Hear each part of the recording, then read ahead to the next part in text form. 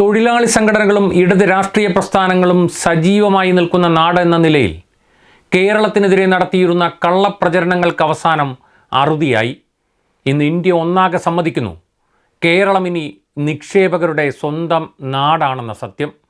ഇന്ത്യയുടെ വ്യവസായ ഭൂപടങ്ങളിലൊന്നും ഇടമില്ലാതിരുന്ന കാലത്ത് നിന്ന് വ്യവസായ വികസനത്തിൽ ഒന്നാം സ്ഥാനത്തേക്കുള്ള കേരളത്തിൻ്റെ കുതിപ്പിന് പിന്നിൽ LDF സർക്കാരിൻ്റെ നിശ്ചയദാർഢ്യം. അപ്രാപ്യമെന്നും അസംഭവ്യമെന്നും കരുതിയ നേട്ടങ്ങളാണ് ഈ കാലയളവിൽ സംസ്ഥാനം കൈവരിച്ചത്. വ്യവസായ സംരംഭകർക്ക് സൗഹാർദ്ദപരവും അനുകൂലവുമായ അന്തരീക്ഷം ഒരുക്കുന്നതിൽ ease of doing business Kerala രാജ്യത്ത് ഒന്നാമതെത്തിയിരിക്കുകയാണ്. ചരിത്രത്തിൽ ആദ്യമായാണ് വ്യവസായ സൗഹൃദ റാങ്കിങ്ങിൽ കേരളം രാജ്യത്ത് ഒന്നാമതെത്തുന്നത്. കേന്ദ്ര വാണിജ്യ വ്യവസായ മന്ത്രാലയം തയ്യാറാക്കുന്ന ഈസ് ഓഫ് ഡൂയിങ് ബിസിനസ് പട്ടികയിൽ 2020 കേരളം 28ാം സ്ഥാനത്തായിരുന്നു. അവിടെ നിന്നാണ് ഈ കുതിപ്പ്. 2021 13 പടികൾ കയറി കേരളം 15ാമതെത്തി. 2022-23 വർഷത്തെ പട്ടികയിലാണ് ഒറ്റയടിക്ക് 14 പടികൾ കയറി കേരളം അഭിമാനകരമായ നേട്ടം സ്വന്തമാക്കിയത്. ഈസ് ഓഫ് ഡൂയിങ് ബിസിനസ് പട്ടിക തയ്യാറാക്കുന്നതിനായി പരിഗണിച്ച 30 സൂചികകളിൽ 9ലും കേരളത്തിന് ഒന്നാമതെത്താനായി.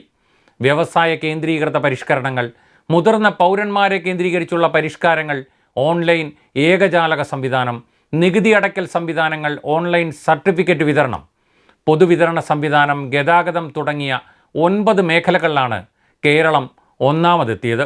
ആന്ധ്രയാണ് പട്ടികയിൽ 2ാമത്, 3ാമത് ഗുജറാത്തുമാണ്. ഈ കാലയളവിൽ സംസ്ഥാനത്തെ 20ലധികം പൊതുമേഖലാ സ്ഥാപനങ്ങൾ ലാഭത്തിലായി. കേന്ദ്ര സർക്കാർ വിൽപ്പനയ്ക്ക് വെച്ച പൊതുമേഖലാ സ്ഥാപനങ്ങൾ ഏറ്റെടുത്ത് പുതിയ വ്യവസായങ്ങൾ ആരംഭിച്ചു. ആദ്യമായി സഹകരണ മേഖലയിൽ വ്യവസായ പാർക്കുകൾ ആരംഭിക്കുവാൻ തീരുമാനിച്ചു.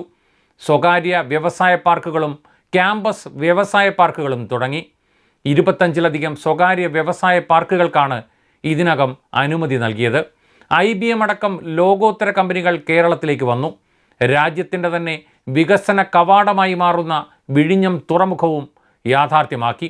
2 വർഷത്തിനുള്ളിൽ 2.75 ലക്ഷം സംരംഭങ്ങൾക്ക് തുടക്കമിട്ട സംരംഭക വർഷം പദ്ധതി ദേശീയ തലത്തിൽ ബെസ്റ്റ് പ്രാക്ടീസ് അംഗീകാരം നേടി. ഈ പദ്ധതിയിലൂടെ 16,000 കോടിയുടെ നിക്ഷേപവും 5.5 ലക്ഷം തൊഴിലവസരവുമാണ് സൃഷ്ടിച്ചത്. മീറ്റ് ദ ഇൻവെസ്റ്റർ പരിപാടിയിലൂടെ 11,000 കോടിയുടെ നിക്ഷേപമാണ് കേരളം നേടിയെടുത്തത്.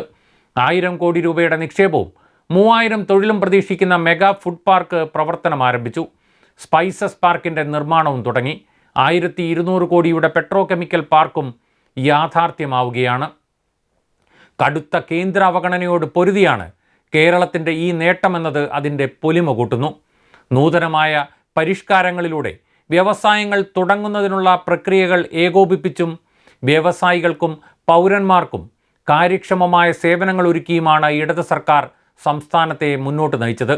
കാലങ്ങൾ പഴക്കമുള്ള പല നിയമങ്ങളും സർക്കാർ ഇതിനായി നവീകരിച്ചിരുന്നു. സർക്കാരിൻ്റെ നിശ്ചയദാർഢ്യത്തിൻ്റെ വിജയം കൂടിയാണ് വ്യവസായ കുതിപ്പിലെ 1ാം സ്ഥാനം.